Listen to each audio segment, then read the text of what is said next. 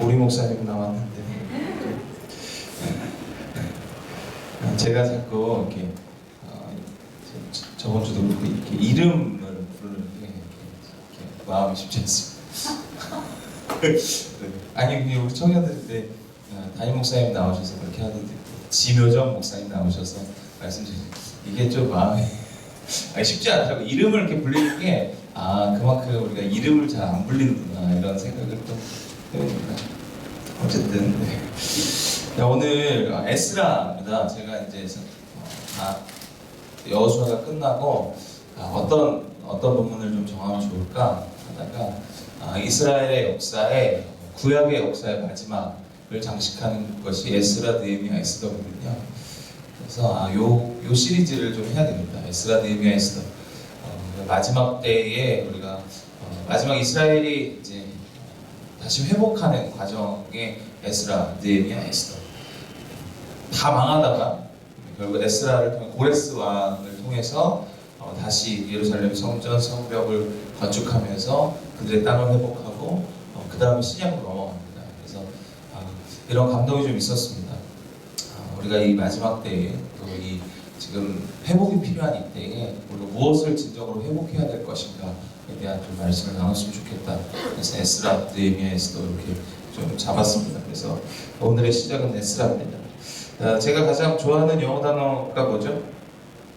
네, 저랑 이렇게 오래 있으면 이제 영어 단어 한두 개는 터득합니다. 그게 try랑 action입니다.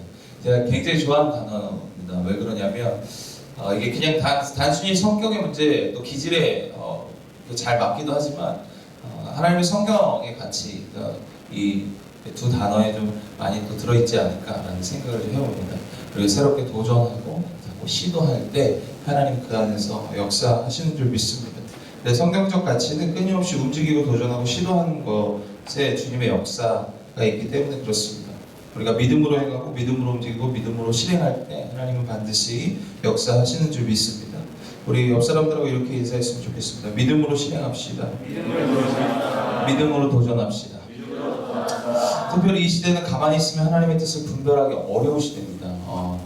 이번 한 주간만 해도 엄청난 사건들, 이슈들이 참 많았습니다. 그렇죠? 이게 뭐 이때뿐만 아니라 뭐 계속 그랬습니다. 정치적으로, 경제적으로, 뭐 여러 가지 나라적으로 이슈들은 계속 끊임이 없는 것 같습니다. 이런 굉장히 시끄러운 세상의 소리 속에서 하나님의 뜻을 분별하기는 참 어렵습니다. 그렇기 때문에 저는 무언가 우리가 움직이고 믿음으로 행동을 취하고 시도하고 그렇게 움직여야만 그 속에서 하나님의 뜻을 분별하기 쉽다는 거죠. 하나님의 뜻은 내 선택의 분별됨을 여러분들이 기억하시고 주님을 선택하시고 주님의 뜻을 찾아가는 저와 여러분들 되시길 소망합니다. 그래서 가정에 주시는 하나님의 뜻, 직장에 주시는 하나님의 뜻, 내가 거해 있는 교회에 또 학교에 우리에게 주신 하나님의 뜻을 찾기 위해서는 우리는 끊임없이 시도하고 도전하고 움직여야 되는 줄 믿습니다. 그냥 무조건 움직이라는 얘기는 아니지만 하나님의 약속, 또 도전, 또 하나님이 감동하시는 오늘 이 설교 제목처럼 마음을 감동케 하는 일에 도전하는 저와 여러분들 되시길 축복합니다. 우리가 움직이고 우리가 선택하고 우리가 드리는 것에 하나님은 역사하시고 훈련하시고 축복하시는 줄 믿습니다. 그래서 무엇이든지 우리는 믿음으로 움직이려 해야 합니다. 물론 당연히 우리가 피해야 할 것은 악인의 자리, 죄악의 자리, 타락의 자리는 당연히 우리는 피해야 됩니다. 하지만 다른 것에 있어서 그 하나님의 뜻이 분별되지 않을 때 우리는 기도하고 믿음으로 그것을 가지고 시도하고 도전할 때 하나님은 그곳에서 하나님의 뜻을 우리에게 말씀하시는 줄 믿습니다. 그러니까 실패를 두려워할 이유가 사실 없습니다. 그러니까 우리가 끊임없이 도전할 때 거기에 하나님의 뜻이 있는 거지 어떤 성공과 실패, 결과론적 하나님의 뜻은 아니기 때문에 우리가 반드시 믿음으로 좀 마음을 감동하게 하는 여러분들의 마음이 움직이는 일들을 좀 하는 저와 여러분들 되시길 축복합니다. 또 하나 우리가 그냥 단순히 마음 움직이는 거 다 해라 이런 얘기가 아니라 좀 하나님이 기뻐하실 만한 것에 여러분들의 마음과 생각이 좀 움직이길 소망합니다. 그러면 우리가 요새 계속 눈에 얘기하지만 마음을 정해야 합니다. 하나님께 마음을 정하고 복음에 내 마음을 정하고 정할 때 그거에 맞는 것이 마음의 움직임입니다. 정하지 않으면 그냥 우리의 마음은 이렇게도 움직이고 저렇게도 움직이고 수도 없이 많이 움직입니다. 하지만 우리가 복음에 내 마음을 정하면 그것에 기뻐하고 그것에 합당한 것에 내 마음은 움직이게 되어 있습니다. 우리가 입술로 주를 시인하고 예수 그리스도가 내 삶의 주인임을 시인할 때 성령은 우리와 함께 하시는 줄 믿습니다. 그리고 그 성령이 우리의 마음을 감동케 한다. 에스라는 여호수아 가나안 땅 정착 이후에 이스라엘은 암흑기가 옵니다. 그리고 이제 타락하게 되면서 선지자들 통해서 다시 이제 이스라엘을 구원하는 사사기가 지나고, 그리고 이제 왕을 세워달라고 이스라엘 사람들이 다른 나라와 같이 왕을 세워주십시오라고 권면합니다. 그때 하나님은 사무엘에게 너를 버린 것이 아니라 나를 버렸다라고 이야기하면서 왕을 그럼에도 불구하고 주세요. 그게 사울과 다윗, 그 다음에 솔로몬입니다. 이 세 왕을 거치면서 이스라엘은 사실은 북이스라엘과 남유다로 나눠집니다. 갈라지는 거죠. 분열돼요. 그리고 북이스라엘과 남유다가 분열되는 그 상황에서 북이스라엘은 아수르에게 722년에 망합니다. 그리고 남유다는 586년에 남유다는 바벨론에게 망합니다.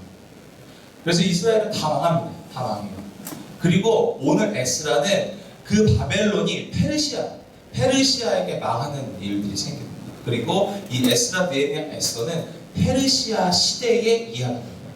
그리고 신약은 그 페르시아가 망하고 로마 황제가 등극하면서 로마 시대의 이야기가 신약 시대의 이야기입니다. 그렇게 우리가 역사적으로 좀 이해하시면 조금 더 이해하기 쉬우실 겁니다.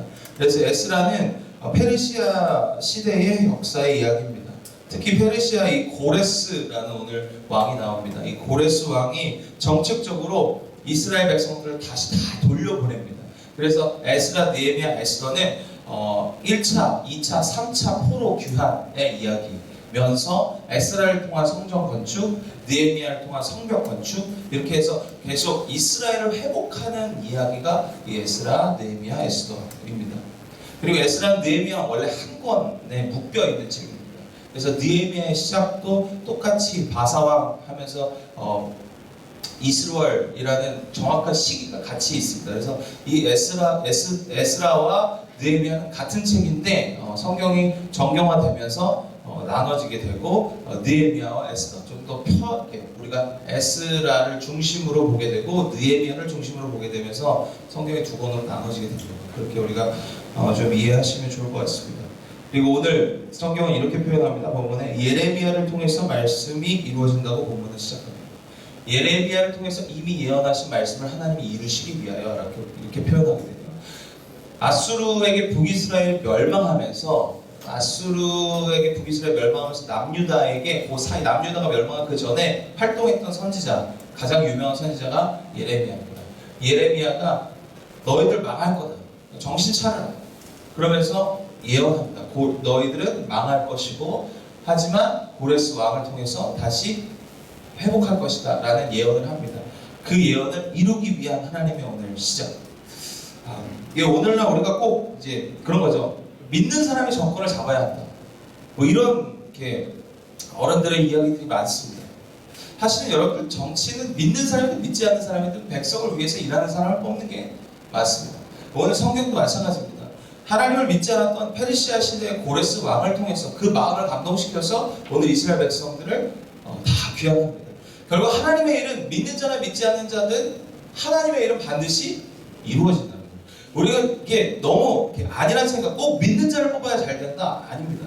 믿는 자나 안 믿는 자나 하나님은 반드시 하나님의 약속과 하나님의 말씀을 이루세요. 하지만 우리의 기대는, 우리의 소망은 이루시기 위해서 좀 믿는 자들 통해서 좀 이루셨으면 좋겠다 하는 건데 계속 실망하고 있잖아요. 근데 그런 거죠. 이 사람을 통해서나 쟤를 통해서나 나를 통해서 하나님은 반드시 하나님의 뜻은 이루어집니다. 하지만 쟤를 통해서 이루어지는 것보다 나를 통해서 이루시는 게 더 기쁜 거죠.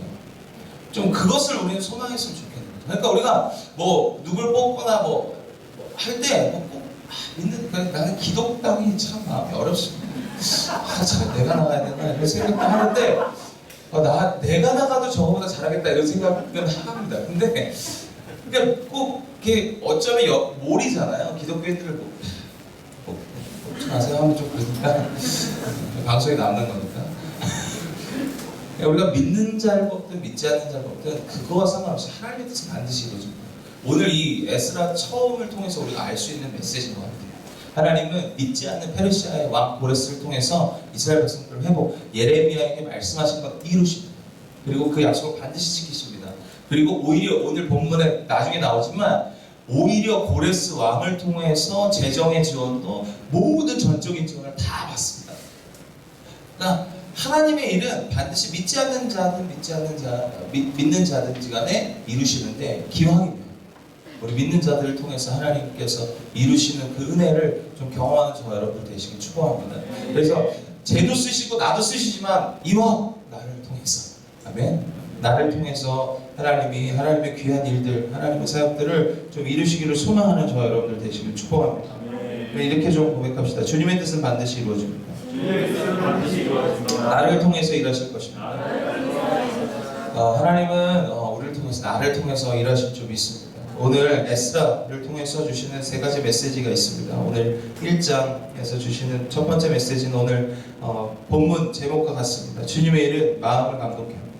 여러분들 마음을 감동하는 일에 도전하라. 주님의 일은요, 마음을 감동케 합니다. 반드시 우리의 마음이 감동에 있습니다. 오늘 본문이 이렇게 고백합니다. 고레스의 마음을 감동케 합니다.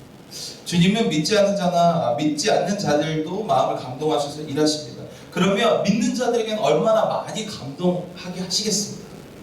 믿지 않는 자들도 마음을 감동케 하셔서 하나님은 일하시는데, 그럼 믿는 자들은 얼마나 하나님이 마음을 많이 감동케 할까요? 근데 질문입니다. 여러분들 마음이 많이 감동되십니까? 이게 문제인 거죠. 우리의 마음은 얼마나 감동케 되는가? 그런 느껴지지 않는. 하나님은 마음 감동케 하는데 나는 마음이 잘 감동하지 않는데. 우리는 몇 가지 점검해 봐야 합니다. 주님과 과연 우리가 친밀한 관계를 유지하고 있는가.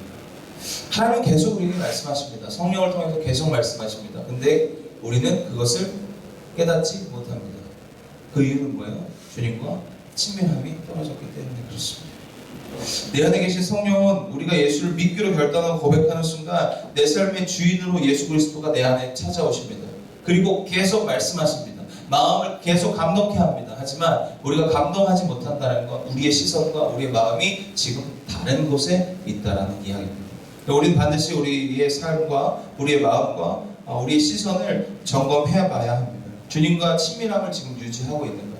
내가 얼마나 주님과의 주님의 말, 주님의 뜻, 주님의 말씀에 얼마나 우리의 삶이 귀 기울이고 있는가를 점검하는 저와 여러분들 되시길 축복합니다. 그래서 우리가 이미 성령께서 계속 감동하고 계신데, 그러니까 우리 세상의 소리가 사실 너무 시끄러울 때, 그러니까 세상의 것에 너무 많이 반응하면 주님의 마음에 전혀 들리지가 않습니다. 주님의 생각은 전혀 우리에 상관없어집니다. 그래서 세상이 계속 시끄럽잖아요. 세상은 이번 한 주만 해도 엄청난 이슈들, 진짜 세기 한번 나올까 말까 한 이슈들이 있었잖아요. 근데 이게 그냥 이번 한 주 끝나는 것이 아니라 계속 시끄럽다는 거예요. 세상은 계속 우리가 하나님의 소리를 듣지 못하도록 시끄럽게 합니다. 문제도 일으키고, 우리 가정의 문제, 회사의 문제, 학교의 문제, 시대의 문제, 나라의 문제, 수많은 소리로 사단은 우리가 하나님의 마음, 하나님의 뜻, 하나님의 음성을 듣지 못하도록 계속 시끄럽습니다. 그럴 때 우리가 하나님의 마음과 생각을 듣기 위해서 세상의 소리를 줄여야 해요. 세상의 시선, 세상에 관심이 뒀던 우리의 시각과 우리의 귀를 조금 닫아야 해요. 줄여야 해요. 볼륨을 줄이라고 표현합니다. 여러분들, 우리가 어떤 라디오를 이렇게 카페에도 가면 지금 막 사람들이 엄청 많습니다. 교회보다 카페가 더 많거든요. 저희 카페도 더 많아요. 그래서 사람 소리가 엄청. 이번 한 주에 이렇게 아줌마 그룹이 오셨습니다. 근데 아줌마 그룹이 귀를 때릴 정도로 시끄러우시더라고요, 세 분이. 와, 흥분하셔가지고 막 얘기하실 때. 근데 딱 어떤 손님들이 딱 이제 한 테이블이 남아서 딱 들어오시는 순간 그분들의 시끄러운 소리 때문에 그냥 다시 나가시더라고요. 그러니까 그만큼 시끄러워. 근데 그 소리를 사실은 우리 이렇게 그때 연하장이랑 대화하고 있었어요. 근데 우리가 자꾸 그 소리에 집중하면 이 소리는 아예 들리지도 않습니다. 내 앞에서 지금 얘기하는데 들리지 않아요. 근데 자꾸 이 소리에 집중하면 그렇게 들리지 않지만 저 소리에 집중하면 이 소리가 작아집니다. 근데 자꾸 이게 시끄럽고 귀를 때리기 때문에 이제 집중하기 쉽지 않은 거예요. 마찬가지입니다. 하나님은 계속 말씀하십니다. 근데 세상의 소리가 너무 시끄럽기 때문에 우리는 하나님의 소리를 잘 듣지 못하는 거예요. 그럼 우리는 세상의 소리를 줄여야 합니다. 주님의 소리에 집중하려 해야 합니다. 그래서 우리가 말씀 속에 거하는 것, 우리가 기도하는 것, 그것이 다 하나님의 마음, 하나님의 뜻에 집중하는 우리의 행위입니다. 저 여러분들이 좀 세상의 소리를 좀 줄이시고 주님의 소리에, 주님의 마음에 좀 집중하는 저 여러분들의 삶 되시길 소망합니다. 우리는 사실은 어쩌면 순간순간 우리의 선택은 계산적이고 감정적인 것에 치우치는 선택들을 참 많이 합니다. 하지만 우리의 모든 선택은 주님의 마음이 감동하심으로 선택하려 애써야 될 줄 믿습니다. 그러니까 우리는 좀 주님의 소리에 귀 기울여야 되는 이유는 우리의 삶은 모든 것이 선택입니다. 우리 선택이 없는 하루가 없어요. 아침에 일어나는 것도, 또 우리가 회사를 가는 것도 우리가 선택하는 거잖아요. 우리는 처음부터 우리가 눈을 뜨면서부터 우리 선택이 시작되고 눈 감을 때까지 자기로 선택하고 잡니다. 그러니까 우리 눈 감을 때까지 우리의 선택이 있다는 거죠. 근데 그 선택 속에 주님은 언제나 감동하신다. 우리 세상에 너무 시끄럽고 주님의 친밀함이 떨어졌을 때 주님의 감동하시는 그 소리를 듣지 못합니다. 근데 우리가 오늘부터 다시 한번 좀 결단했으면 좋겠습니다. 이번 한 주는 주님의 마음에 좀 집중하는, 주님께서 내 마음을 어떻게 감동하시는지, 주님이 뜻하시는 것에 조금 더 우리가 집중하는 한 주 되시길 소망합니다. 우리는 그냥 너무 자연스럽게 계산하면서 선택하게 되어 있습니다. 우리 그냥 자체가, 그죠? 계산하고 생각하고 내 이익과 유익.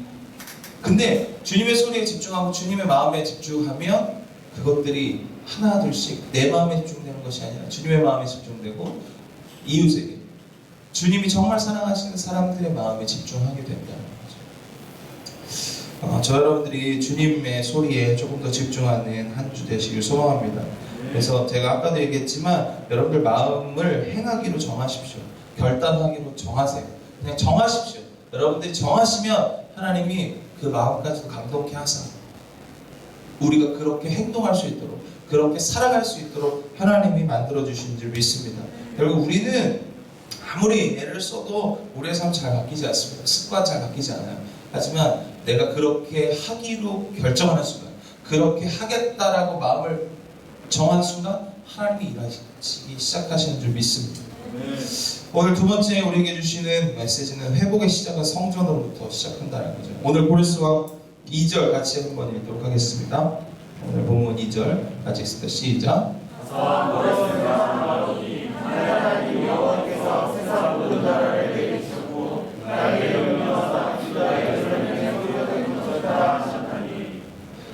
믿는 자보다 더 나은 고백을 합니다.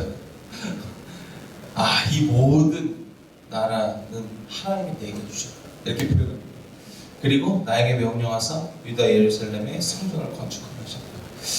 이 고레스 왕을 통해서 성전이 얼마나 중요한지, 이 고레스 왕도 예루살렘 이 성전이 얼마나 중요한지를 알고 있었다. 여러분들 믿는 사람들도 교회가 얼마나 중요한지 알고 있습니다. 사단도 교회가 얼마나 중요한지 알고 있습니다. 사실 이번 주에 이제 발표가 나면서 저희 이제 목사님들 다 열이 이제 다 받았습니다. 그래서 지금 뭐 SNS도 막 그거에 논쟁으로 굉장히 뜨겁거든요. 그게 뭐 탄압이다 뭐 이런 얘기도 있고, 그것이 그냥 교회를 향한 뭐 어쩌면 행정이다, 나라의 행정이다, 그러니까 따라라 뭐 이런 이야기도 막 지금 뭐 국민청원 올리고 뭐 50만 넘어야 된다 막 그러면서 막 지금 막 열을 내고 있지만, 이게 참 이런 우리 안에서도 하나 되지 못하는 게 참 마음이 아픕니다. 근데 각자의 생각이 다르기 때문에. 근데 오히려 이 고레스 왕은 이 모든 나라 하나님이 주셨으면 믿지 않는 자를 통해서 이런 고백을 하고, 이 사람이 교회가 얼마나 소중한 것인지 안다라는 거죠. 결국 지금 이렇게 사단이 계속 이렇게 몰아가는 이유는 교회가 얼마나 소중한, 교회를 무너뜨리기 위한 사단의 엄청난 계략인 것 같아요. 그러니까 오히려 이렇게 논쟁하면서 교회들이 무너지는 거예요. 사실은 어디에도 반응하지 않아야 된다고 저는 생각합니다.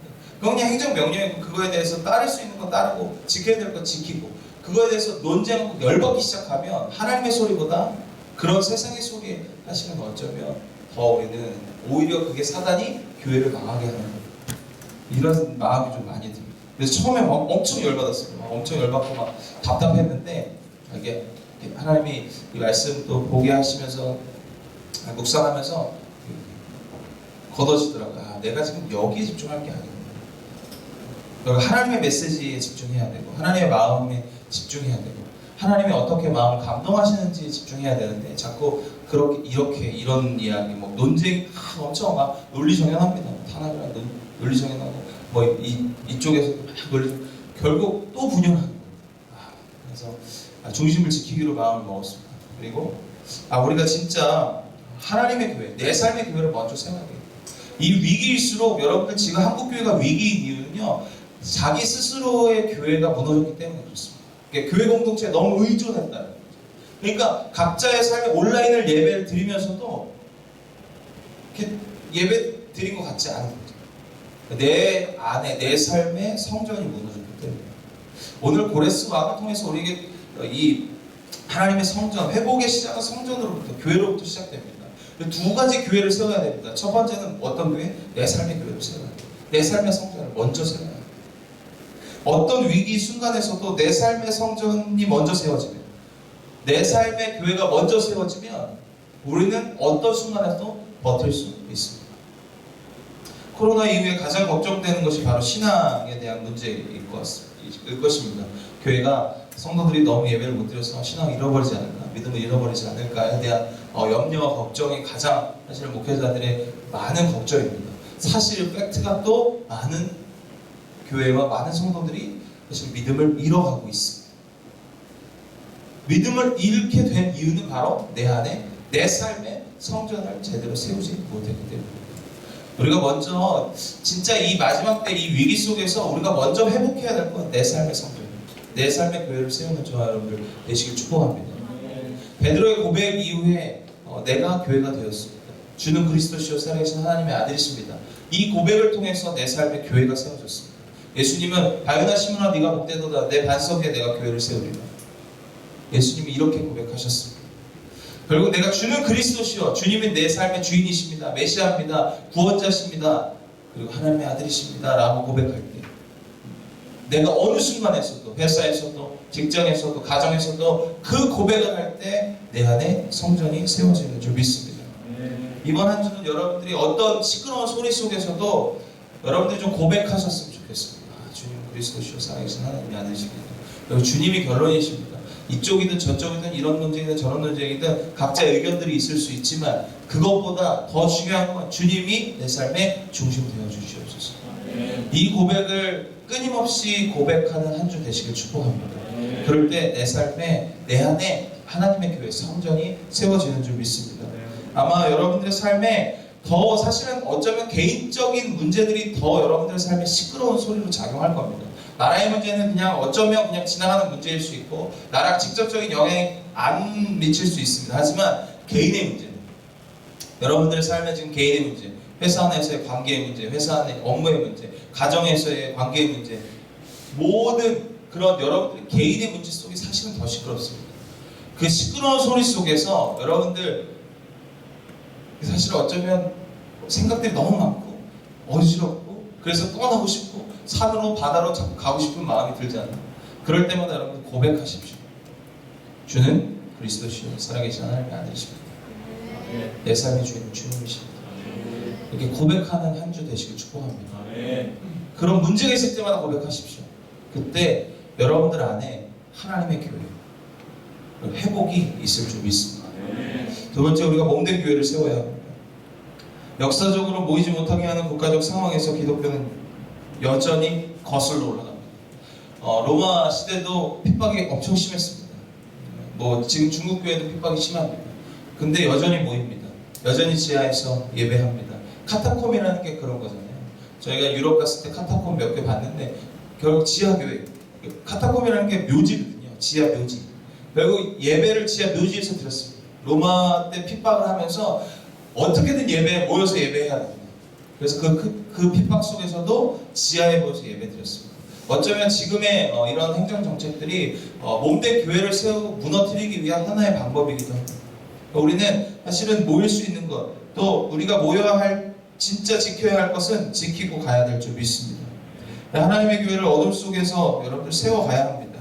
지금 교회가 이렇게 죽어간다면 어쩌면 이 시대의 희망은 사라질 거예요. 뭐 하나님의 몸된 교회를 잘 세워갈 때 결국 이게 어쩌면 청년들이 더 큰 위기입니다. 청년부 부서 예배는 많이 사라지고 있습니다. 의정부 제일교회가 청년부가 100명인데 거기도 지금 뭐 20명, 30명 밖에 나오지 않는다. 다시 나오라고 해도 잘 나오지 않습니다. 네이버로 예약해서 받고 뭐 이런 속에서 청년들은 그럼 어디로 갑니까? 청년들이 갈 곳이 또 없어졌습니다. 사라졌습니다. 그랬을 때 우리는 사실은 지켜야 될 것들은 지키면서 안전수칙 지키면서 우리가 안전하게 모여야 될 것이죠. 몸된 교회는 계속 사단은 계속 이 몸된 교회를 무너뜨리려고 애쓸 겁니다. 시대가 지나면 지날수록 어쩌면 시대를 너무 잘 타는 것 같습니다. 사단이 마지막 때인 것 같습니다. 그럴수록 우리가 모여야 될 것, 지켜야 될 것을 지켜야 되는 줄 믿습니다. 교회가 교회답게 세워지도록 기도해 주십시오. 지금 세상의 상황은 말도 아닙니다. 그런데 교회들에게 모여서 밥 먹는 건 안 되고, 뭐 세상에서 먹는 건 되고, 식당에서 먹는 건 되고, 이게 사실 어쩌면 우리가 상식으로만 이해한다면 사실 말도 안 되는 지금 행정명령을 내리고 있습니다. 하지만 그게 뭐 맞고 틀리고 그거 논쟁할 때가 아닙니다. 우리는 교회를 세워야 될 때입니다. 우리가 지켜야 될 것 지켜야 될 때입니다. 우리 안에 교회를 세워야 될 때입니다. 몸된 교회를 지켜야 될 때입니다. 그것을 위해서 기도해야 될 때입니다. 우리가 그것이 맞고 틀리고를 논쟁하기보다 우리가 지켜야 할 예배를 지키는 저와 여러분들 되시길 축복합니다.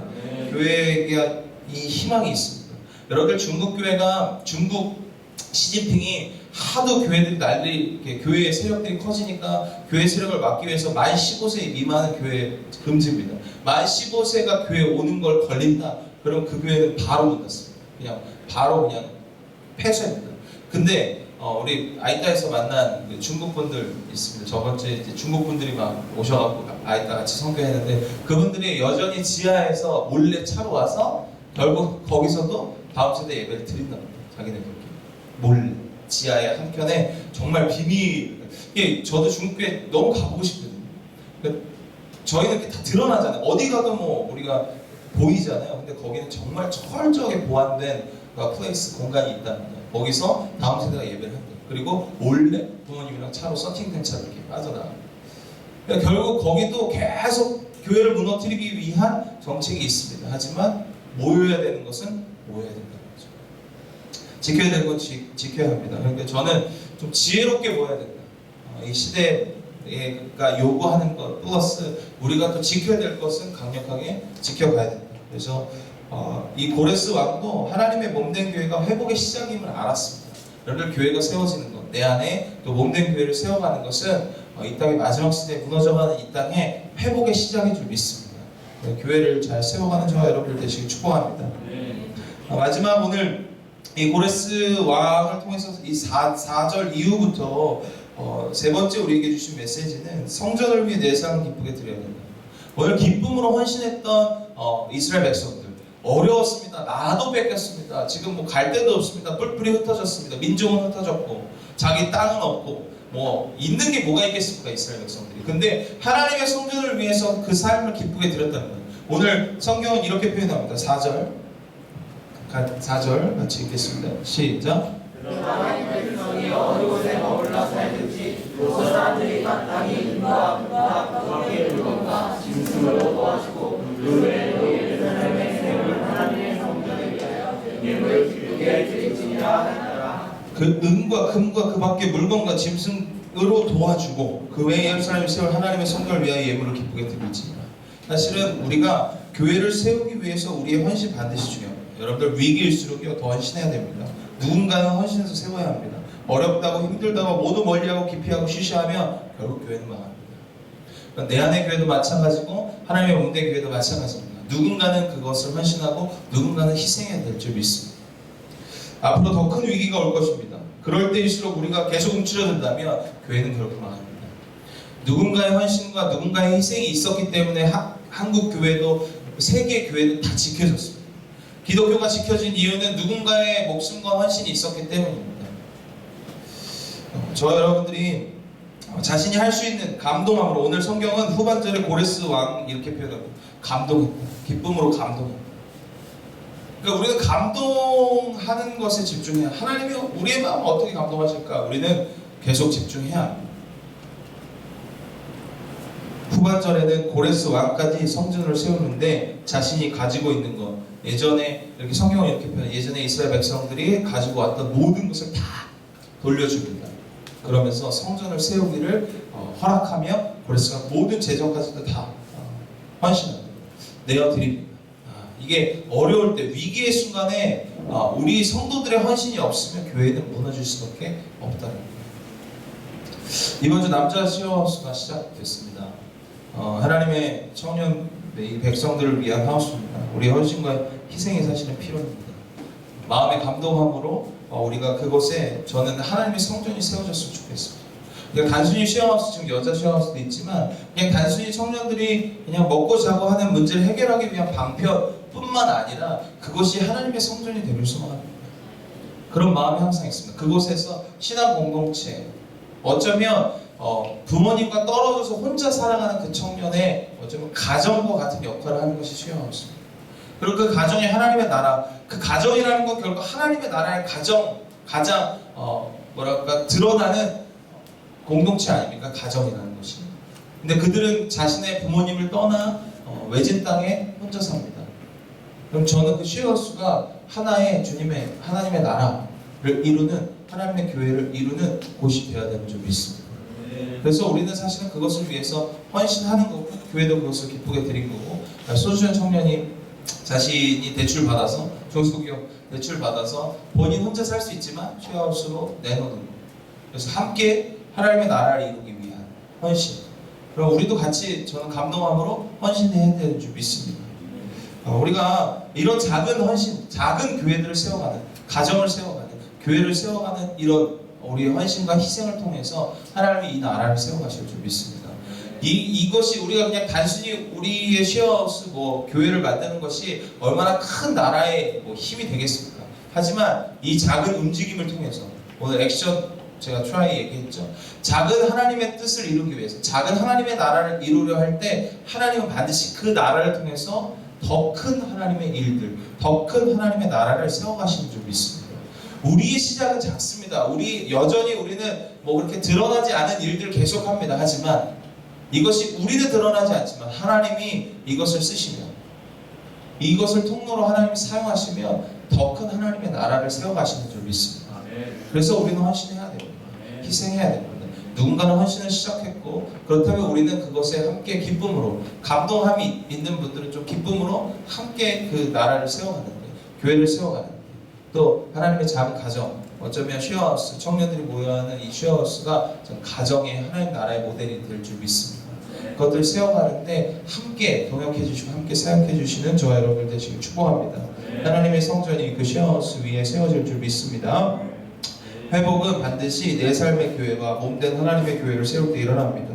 그리고 누군가는 그것에 헌신하고 마음의 감동함으로, 기쁨으로 헌신하고 희생할 때 하나님은 그 시작, 그 작은 시작을 통해서 우리의 가정과 교회와 또 지금 시끄러운 이 나라를 세워가시는 줄 믿습니다. 우리 좀 기대합시다.